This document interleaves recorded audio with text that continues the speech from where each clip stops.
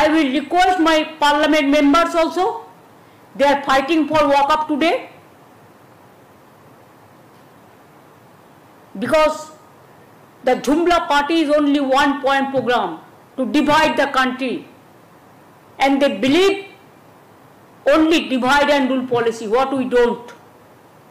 আমাদের কনস্টিটিউশন আমরা মানি, আগে কনস্টিটিউশনকে শ্রদ্ধা করো, তারপরে কারো অধিকার কেড়ো।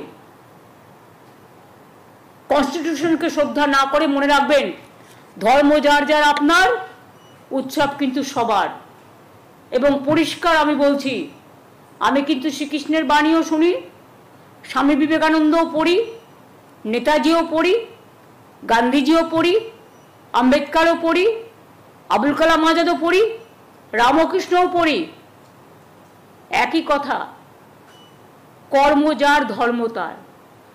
ধর্ম তখনই সদিচ্ছা লাভ করে যখন তার কর্মটা মানবিক হয়, আর কর্ম যদি দানবিক হয় সেখানে কোনো ধর্মকেই শ্রদ্ধা জ্ঞাপন করা যায় না। আমি সব ধর্মকে শ্রদ্ধা করি।